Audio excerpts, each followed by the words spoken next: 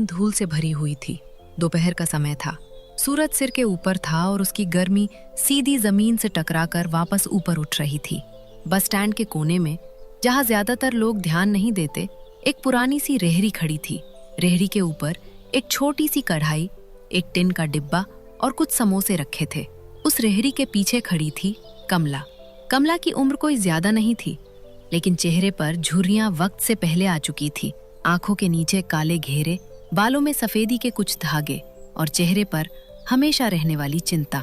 वो कोई बड़ी दुकानदार नहीं थी, बस एक गरीब समोसे वाली। कमला रोज सुबह जल्दी यहाँ आ जाती थी, ना किसी सपने के लिए, ना किसी शौक के लिए, बस पेट पालने के लिए। उसने कढ़ाई में तेल डाला, तेल गर्म हुआ। ये आवाज कमला के लिए घंटी जैसी थी, काम शुरू होने की। बसें आ रही थीं, किसी के पास वक्त नहीं था। कुछ लोग रुके, समोसे को देखा और बिना कुछ बोले आगे बढ़ गए। एक आदमी बोला, अरे तेल तो बहुत काला है, यहाँ कौन खाता है? कमला ने कुछ नहीं कहा। वो सुनती थी पर जवाब नहीं देती थी। गरीब के पास जवाब कम और सहन शक्ति ज्यादा होती है। एक बस रुकी, उसमें से कुछ मजदूर उतरे, पसीने से लथपथ, थके हुए। एक मजदूर ने समोसा देखा और फिर बोला, अरे ये तो बहुत छोटा समोसा है। कमला ने धीमी आवाज में कहा, भाई दाम भी कम है। मजदूर ने बिना कुछ खरीदे समोसा वापस रख दिया। कमला ने कढ़ाई की तरफ देखा, समोसे अब भी पड़े थे। उसने मन ही मन हिसाब लगाया, अगर आज आधे भी बिक गए तो रात का खाना हो जाएगा। समय आगे बढ़ा, धूप और तेज हो गई। कमला के हाथों में जलन होने लगी थी। वो बैठ नहीं सकती थी। अगर बैठ जाती तो ग्राहक उसे कमजोर समझ लेते, इसलिए वो खड़ी रही। तभी बस स्टैंड के पास एक सफेद रंग की कार आकर रुकी। थोड़ा अलग सी गाड़ी थी, ना बहुत महंगी ना बहुत सस्ती। उसमें से एक आदमी उतरा, साफ कपड़े, शांत चेहरा। वो इधर उधर देखने लगा, फिर उसकी नजर कमला की रेहड़ी पर पड़ी। वो कुछ पल रुका। कमला ने उसे देखा। उसका दिल थोड़ा तेज धड़कने लगा। ऐसे लोग कभी कभी आते हैं और ज्यादातर बिना खरीदे चले जाते हैं। समोसे ताजा हैं? जी साहब, ताजा है। आदमी ने एक समोसा लिया, तोड़कर देखा। कमला की निगाहें उसी पर टिकी थीं। अगर वो मुंह बनाता तो बाकी लोग भी नहीं रुकते। आदमी ने धीरे से सिर हिलाया। खराब नहीं है। कमला ने चैन की सांस ली। आदमी ने पैसे दिए। एक नहीं, 2 समोसे लिए। फिर उसने आसपास देखा। रोज यही रहती हो? हाँ साहब। दुकान क्यों नहीं खोल लेती? ये सवाल कमला ने पहले भी सुना था, लेकिन हर बार दिल में चुभता था।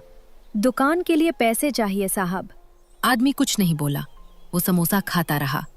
कुछ देर बाद वो आदमी जाने लगा, लेकिन जाते जाते रुक गया। उसने पलटकर कमला की तरफ देखा।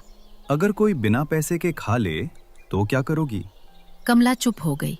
उसके सामने जिंदगी का सबसे पुराना सवाल था। भूखा होगा तो खिला दूंगी। आदमी की आंखों में हल्की सी हैरानी आई। वो कुछ नहीं बोला, बस चला गया। कमला उसे जाते हुए देखती रही। उसे नहीं पता था कि ये आदमी कौन है। उसे ये भी नहीं पता था कि उसका ये जवाब उसकी जिंदगी का रास्ता बदल देगा। उसने फिर से कढ़ाई की तरफ ध्यान दिया।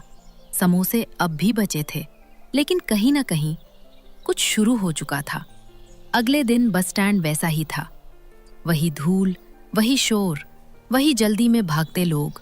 कमला फिर उसी जगह अपनी रेहड़ी लगाकर खड़ी थी। आज उसके चेहरे पर थकान कुछ ज्यादा थी। रात ठीक से सो नहीं पाई थी। कर वाला आदमी बार बार दिमाग में घूम रहा था। अगर कोई बिना पैसे के खा ले तो क्या करोगी? कमला को समझ नहीं आ रहा था कि उसने ऐसा सवाल क्यों पूछा था। उसने तेल कढ़ाई में डाला, समोसे तले, काम शुरू हो गया। आज भी लोग आए, आज भी ज्यादातर बिना रुके चले गए। दोपहर के आसपास एक बस अचानक रुकी। उसमें से एक अधेड़ उम्र का आदमी उतरा। कपड़े साफ नहीं थे, चेहरे पर थकान और आंखों में परेशानी। वो सीधे कमला की रेहड़ी के पास आकर रुका। बहन, एक समोसा मिलेगा? कमला ने देखा, उसकी हालत ठीक नहीं लग रही थी। हाँ भाई, ले लीजिए। आदमी ने समोसा उठाया, लेकिन पैसे निकालने लगा तो जेब खाली निकली। वो घबरा गया। बहन, लगता है पैसे गिर गए, मैं बाद में दे दूं? पास खड़े 2 लोग हंस दिए। एक बोला, अरे उधार भी मिलने लगा क्या अब? ऐसे तो सब खा जाएंगे। कमला का दिल जोर से धड़कने लगा। अगर वो मना करती तो सही होती, अगर वो दे देती तो नुकसान उसी का था। कमला ने एक पल सोचा, फिर शांत आवाज में बोली, खा लो भाई, भूखे पेट बस का सफर मुश्किल होता है। आदमी की आंखें भर आईं। वो बिना कुछ बोले समोसा खाने लगा। पास खड़े लोग चुप हो गए। कुछ देर बाद वही आदमी आया, साफ कपड़े, शांत चेहरा। वो दूर से सब देख रहा था। कमला को उसका आना महसूस नहीं हुआ। उस आदमी ने पास आकर पूछा, रोज ऐसे ही देती हो? जरूरतमंद हो तो मना नहीं होता साहब। आदमी कुछ नहीं बोला, बस चला गया। कमला परेशान हो गई। क्यों यही रहना, किस लिए? उसका मन डर से भर गया। गरीब आदमी जब कोई अजीब बात सुनता है तो सबसे पहले डरता है। शाम होते होते बस स्टैंड खाली होने लगा। समोसे लगभग खत्म थे। कमला ने राहत की सांस ली। तभी वही आदमी 2 और लोगों के साथ आया। तीनों कमला के सामने रुके। मैंने कल और आज तुम्हें देखा। अगर कोई गलती हो गई हो साहब? नहीं, तुमने कोई गलती नहीं की। तुम रोज कितना कमाती हो? कभी चलता है, कभी नहीं। आदमी ने अगला सवाल किया। और कर्ज है? कमला की आंखें झुक गईं। हाँ साहब, बीमारी का। अगर मैं कहूं कि तुम्हारी रेहड़ी यहीं नहीं रहेगी तो?